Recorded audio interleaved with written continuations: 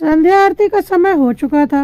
निर्मला जी और उनके पति भंवरलाल जी ने घर में दिया बत्ती की और फिर संध्या आरती के लिए मंदिर चले गए, जो कि घर के पास ही था। पर जाने से पहले घर की बहू सुनीता को आवाज़ लगा गए कि हम मंदिर जाकर आ रहे हैं। लेकिन सुनीता अपने कमरे से निकलकर बाहर नहीं आई। वह अक्सर ऐसा ही करती थी। इसलिए निर्मला जी और भंवरलाल जी ने दरवाज़ा बंद किया और अपने 2 साल के पोते समर को लेकर वहाँ से रवाना हो गए। जब तक दोनों लौट कर वापस आए तब तक बेटा सूरज भी घर आ चुका था। उसे देखते ही भंवरलाल जी खुशी खुशी प्रसाद लेकर उसकी तरफ बढ़े। अरे बेटा, तू आ गया, ले प्रसाद खा। आज तो मंदिर में बहुत ही सुंदर झांकी सजी थी। समर तो देखते ही खुश हो गया। तू और बहू जाकर भी देखा। लेकिन सूरज ने प्रसाद न लेकर चिल्लाना शुरू कर दिया। पापा, कब तक चलेगा ये सब?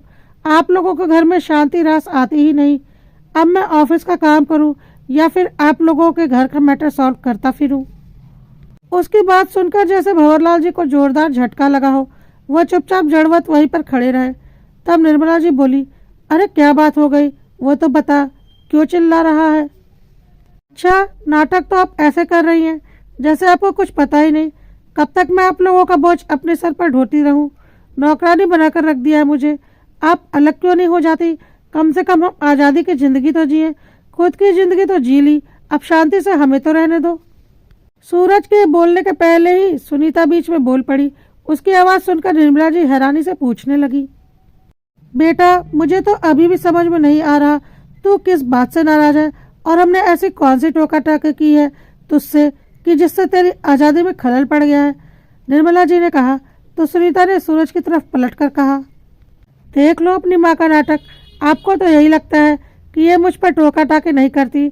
अरे सुबह सिर्फ इतनी सी बात थी कि मैं दाल चावल बना रही थी, बहुत दिनों से खाने की इच्छा हो रही थी, लेकिन तुम्हारी माँ ने मुझे बनाने तक नहीं दिया।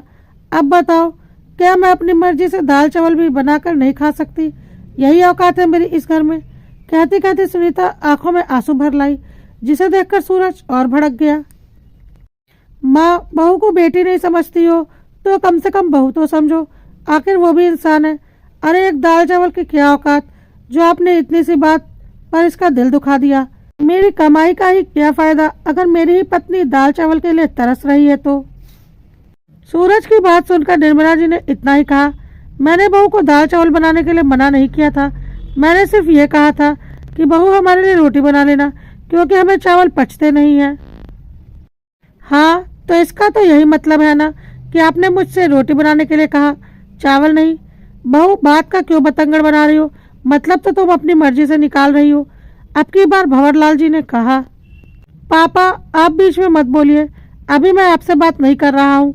सूरज ने उन्हें चुप कराने की कोशिश की तो भंवरलाल जी ने पलट कर कहा, क्यों ना बोलूं?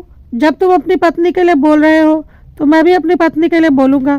तो फिर तो ठीक है पापा, आप अपने ईगो के साथ खुश रहिए, हमें अपनी आज़ादी के साथ खुश रहने दीजिए।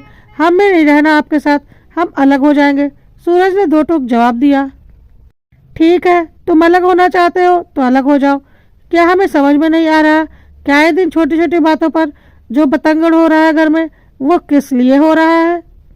कहकर भंवरलाल जी अपने कमरे में आ गए। पीछे पीछे निर्मला जी भी समझाने के लिए कमरे में आई तो भंवरलाल जी ने उन्हें चुप रहने का इशारा किया। निर्मला, अपनी माँ की ममता से ऊपर उठकर देखो। तुम्हें समझ में नहीं आ रहा ये रोज छोटी छोटी बातों पर बतंगड़ क्यों बन रहा है? घर में तमाशा होता है, क्यों नहीं समझती? वो लोग तो हम लोगों के साथ रहना ही नहीं चाहते। और सबसे बड़ी बात, उन्हें यह गलतफहमी है कि हम लोग उनके साथ रहते हैं तो हमारा खर्चा वह लोग उठा रहे हैं। आखिर भंवरलाल जी के कहने पर निर्मला जी भी चुप हो गई। आखिर कुछ दिनों से यही सब तो हो रहा था घर में। कल घर में मटर पनीर की सब्जी बनी थी तो सुनीता ने निर्मला जी और भंवरलाल जी को खाना परोसा। उनकी थाली में सिर्फ मटर थे, पनीर का एक टुकड़ा तक नहीं था। जब निर्मला जी ने कहा तो सुनीता ने मुंह बिगाड़ते हुए कहा, माँ जी, पनीर इतना सा ही था, समर ने खा लिया। तब निर्मला जी चुप हो गई। अब क्या उन्हें इतना भी समझ में नहीं आता कि एक 2 साल का बच्चा जो कि खाना भी खुद से नहीं खाता, अकेले ही भला 250 ग्राम पनीर खा सकता है क्या, वो भी सब्जी में डला हुआ? और भी कई ऐसी छोटी छोटी बातें जो अक्सर घर में होने लगी थी। निर्मला जी और भंवरलाल जी को समझ में आ रहा था कि आखिर दोनों क्या चाहते हैं, पर फिर भी दोनों चुप थे। लेकिन आज तो सूरज ने मुंह पर ही बोल दिया। खैर, दूसरे दिन ही सूरज और सुनीता ने अपना सारा सामान ऊपर वाले माले में शिफ्ट कर लिया। दोनों के ही माथे पर कोई शिकन तक नहीं थी, बल्कि चेहरे पर एक सुकून था, जैसे उनके मन की मुराद पूरी हो गई हो। उस समय हैरान परेशान बस इस घर में कोई था तो वो थी निर्मला जी, जो कि उन्हें रोकने की पूरी कोशिश कर रही थी। पर कोई रुकना चाहे तो रुके ना, जिसके मन की मंशा पूरी हो वो भला क्यों रुके।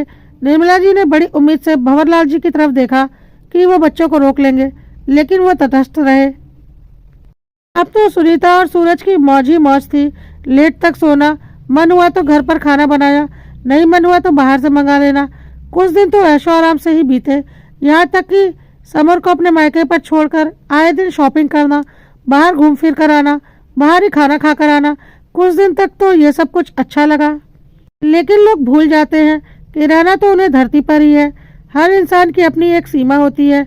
जैसे ही 15-20 दिन बीते, सुनीता के मायके में उसकी भाभी ने साफ कह दिया कि रोज रोज बच्चे को यहाँ छोड़कर ना जाया करे, हमें भी बहुत सारे काम होते हैं। इतना ही घूमने फिरने का शौक है तो अपने बच्चे को अपने साथ लेकर घुमा फिरा करो। यहाँ तक कि ऑफिस लेट पहुंचने के कारण और आए दिन छुट्टी लेने के कारण सूरज को ऑफिस में अच्छी खासी डांट पड़ चुकी थी। अब जाकर आटे दाल का भाव पता चल रहा था। कभी सिलेंडर तो कभी बिजली का बिल, कभी सब्जियां तो कभी घर का राशन, छोटे बच्चे के साथ आए दिन के खर्चे। दिन में ही दोनों को तारे नजर आने लगे थे। आए दिन दोनों में चिक चिक शुरू हो गई।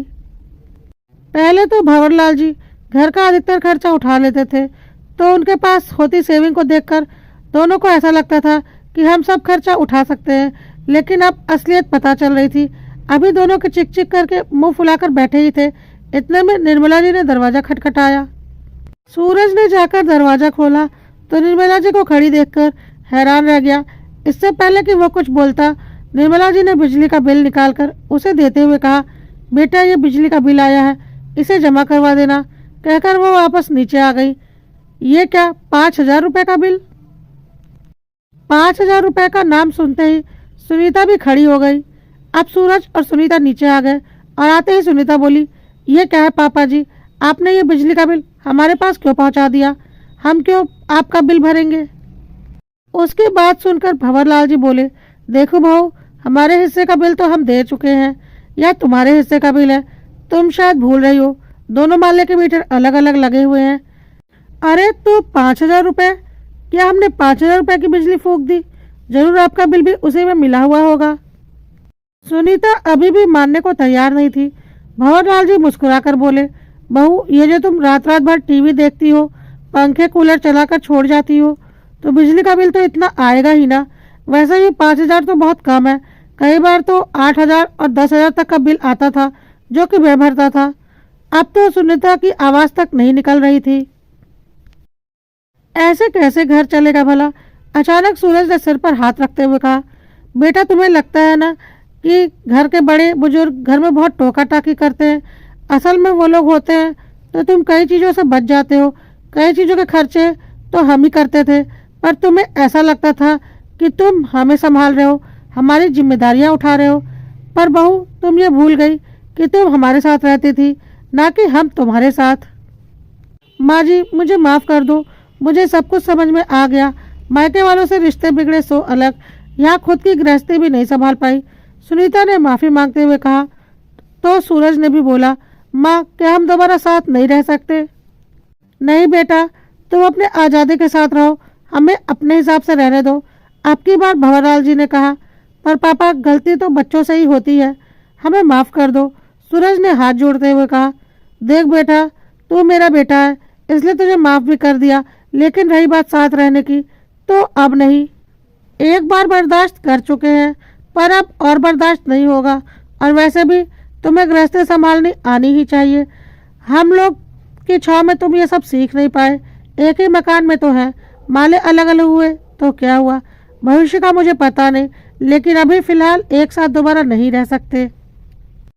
आखिर भंवरलाल जी के कहने पर सूरज उनकी बातों को समझ गया और चुपचाप उनके पैर छूकर ऊपर वाले माले पर चला गया। अब कम से कम एक ही बिल्डिंग में अलग अलग माले पर रहने के बावजूद वे लोग एक तो थे। और भंवरलाल जी भी उन्हें यह समझाना चाहते थे कि घर गृहस्थी को कैसे सामंजस्य के साथ चलाया जाता है और भविष्य के लिए बचत भी की जाती है और उसके लिए कितना त्याग करना पड़ता है। और भंवरलाल जी और निर्मला जी के साथ रहते हुए उनके बेटे बहू यह चीज़ कभी भी नहीं सीख पाए, इसलिए उनके लिए माफ़ी मांगने के बावजूद भी जीवन की सच्चाइयों से उनका सामना करवाने के लिए भंवरलाल जी को यह कड़ा फैसला लेना ही पड़ा।